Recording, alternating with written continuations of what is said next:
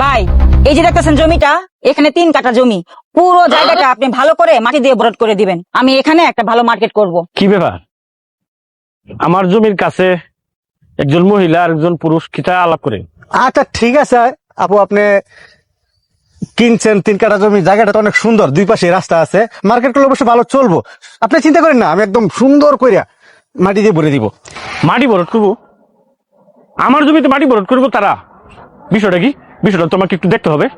তাহলে কাল থেকে কাজটা শুরু করে দেন।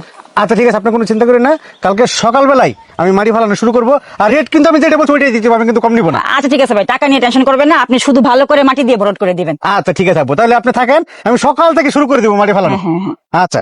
আচ্ছা ভাইয়া।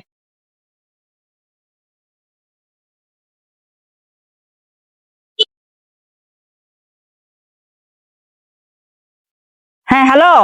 হ্যাঁ শোনো, কাজ তো কাল থেকে শুরু হয়ে যাবে। হ্যাঁ, তুমি কিন্তু সময় মতো টাকাটা পাঠিয়ে দিবা, আর কোনো টেনশন করবা না, আমি সুন্দরভাবে এই কাজটা কমপ্লিট করব।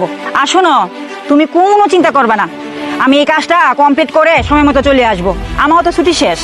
হ্যাঁ, আচ্ছা ঠিক আছে। আচ্ছা রাখো। বোন, জি। আপনাকে তো চিনতে পারলাম না। ও আচ্ছা, আমাকে আপনি চিনতে পারবেন না, আমার বাড়ি হচ্ছে নেত্রকোনা সদরই। ও আচ্ছা আচ্ছা আচ্ছা। আচ্ছা আপনি কি, আপনার বাড়ি কোথায়? আমার বাড়ি এখানে, এই তো এই বাড়িতে আমার। ও আচ্ছা আচ্ছা। আচ্ছা এনে কেনা গেছে আপু?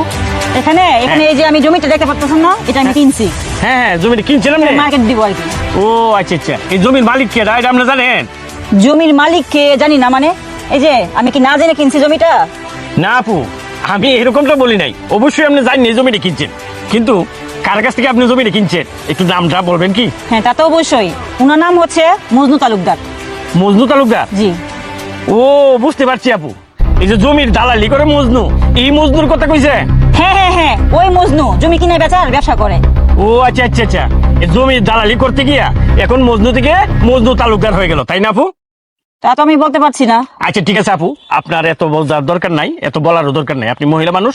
আচ্ছা আপনি একটা কাজ করেন, আচ্ছা। আপাতত এই জমিতে আপনি মাটি ভরবেন না। কি বলছেন? মাটি ভরবো না মানে? আমার জমি আমি কিনছি আমার টাকা দিয়া, আর আপনি বলতেছেন আমি মাটি ভরবো না? কেন ভাইয়া?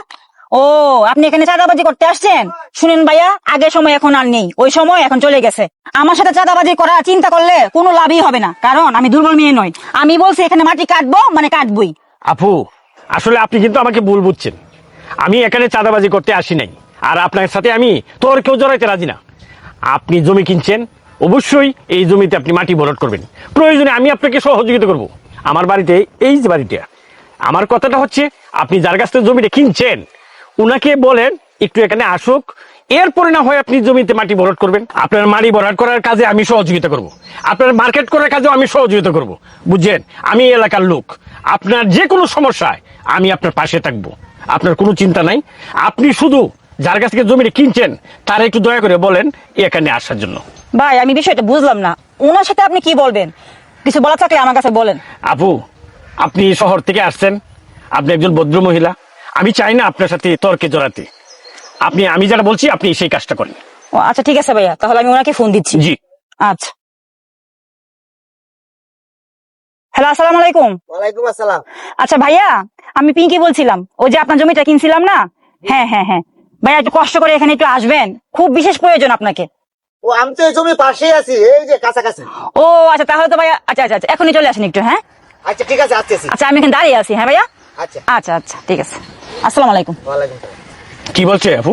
আচ্ছা উনি আসতেছে, এই তো পাশেই মনে হয় আছে। উনি আসতেছে? হ্যাঁ চলে আসবে। আচ্ছা ঠিক আছে। আচ্ছা। আসসালামু আলাইকুম। ওয়ালাইকুম আসসালাম। ভাইয়া এই যে দেখেন, আমি এই জমিতে মাটি ভরতে যাইতেছি কালকে, উনি নিষেধ করতেছে। উনি নিষেধ করতেছে মানে? এই জমিতে উনি মাটি ভরবে, আপনি নিষেধ করার কে? আপনি নিষেধ করতেছেন কেন? এই মজনু, তুমি এটা কি কইতেছো? আমার জমিতে এলে মাটি ভরাট করবো আর আমি ছায়া ছায়া দেখবাম, এটা কোন ধরনের কথা কইতেছো তুমি? আপনার জমি মানে? আমি বুঝলাম না, আপনার জমি এটা কিভাবে হয়? আমি ওনাকে রেজিস্ট্রি করে দিলাম, টাকা পয়সা নিলাম, এখন আপনি বলতেছেন আপনার জমি। আপনি আপনি কি বুঝলাম না, আপনার মাথায় ধরা নাকি? এই বেড়া, আমার মাথা ধরে না তোমার মাথা ধরা? আমার পৈতৃক সম্পত্তি, আমার জমিন, ও তুমি বেচালছো আরেক জনের কাছে, কিভাবে বেচলা তুমি? আমি জমি কিভাবে বিক্রি করছি সেটা তো আপনার জানার দরকার নাই। আপনি বলছেন না আপনার পৈতৃক সম্পত্তি এটা। হ্যাঁ, আপনার পৈতৃক সম্পত্তি ছিল, কিন্তু এখন তো আপনার পৈতৃক সম্পত্তি নাই, আপনি তো রেজিস্ট্রি অফিসে গিয়ে নিজে দলিল করে দিছেন এবং দুজন সাক্ষীও আছে, দুজন সাক্ষীর সামনে ব্যান্ডারের সামনে আমাকে স্পষ্ট দলিল করে দিছেন, টাকা পয়সাও গয়না নিছেন। আর এখন বলতেছেন এই জমি আমি কিভাবে দলিল করে দিলাম? আসলেও আপনার মনে হয় মাথাটা গেছে গা, আপনার মাথা মনে হয় ঠিক নাই। এই বেটা, মাথা আমার গেছে এটা তোর গেছে? বেটা মৃত্যু কোথাকার? জমিন আমি তোর কাছে বন্ধক দিছি 2 বছর আগে, কথাটা সত্য। তুই আমার 5 লক্ষ টাকা দিছস, হ্যাঁ এটা একটা কাগজপত্র হইছে, 2 জন সাক্ষীও ছিল টাকাটা যখন আমি নিছি। তোর জমিন আমি আদি করি, আমার একটু অর্থনৈতিক অবস্থা খারাপ হয়ে গেছে, যে কারণে তোর জমিন আমার আদি করার লাগে। তুই অর্ধেক ফসল নিতেছস আমার কাছ থেকে, আর আজ তুই কি হইতেছস? তুই আমার জমি কিনেছিস?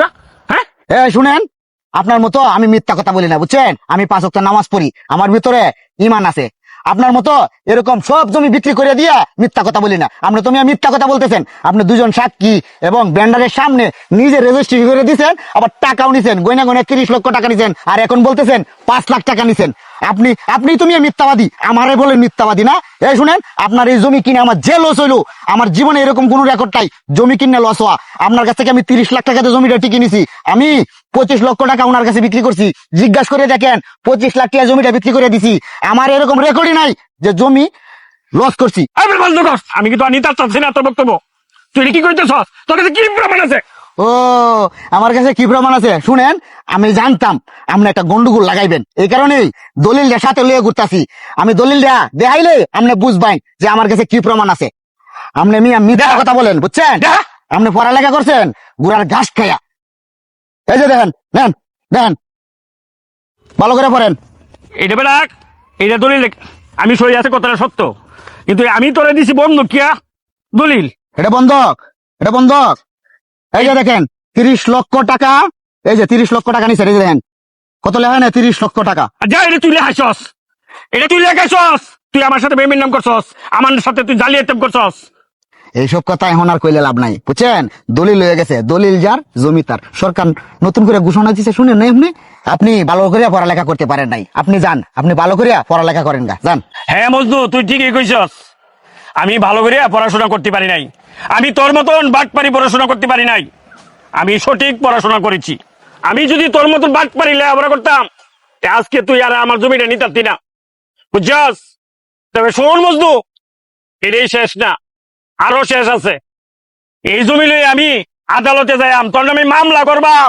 হে মিয়া, যান আপনি, কোন আদালতটা যান, কই মামলা করুন, সেটা আমি দেখবাম না। তুই দলিল নেগা, টাকা হইলে এটা উড়াইয়া দেওয়া যায়। দলিল তোর কাছে থাক, কিন্তু দেখ বিচার কিন্তু একজনের হাতে আছে, আল্লাহ তোর বিচার করবো।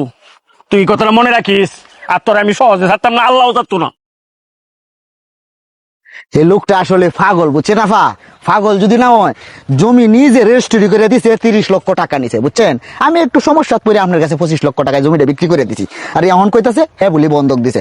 সাপ কাওলা দলিল আছে, সবকিছু আছে, ব্যান্ডারে আবার নতুন করে আবার দেখাইছি। আপনিও তো জমির দলিল দিয়ে অনেকজনকে দেখাইছেন না, এখন কইতাছে হ্যাঁ বলি জমি। পাগল। আপা, তাহলে আপনি কালকে থেকে মাটি ভরাট করা শুরু করে দেবেন ইনশাল্লাহ।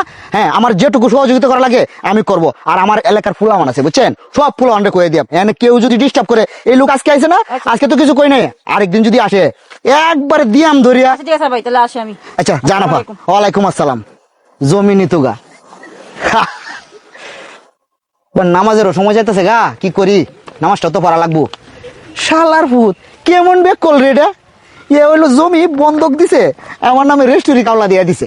আরে আল্লাহ, কতজনের জমি এভাবে নিয়ে গেলাম, আর তুই সাতু আর মাতু করতে কে আইছস একটা? হ্যাঁ, বড় বড় বাড়ানের, শহর বাড়ানে, যে বাড়ানে হলো কোর্ট কাছারির মাঝে দৌড়ে, হে বাড়ানের জমি আমি লই আইছি, আর আইছে হ্যাঁ গ্রামত উঠটা আমার জমি নিত গা।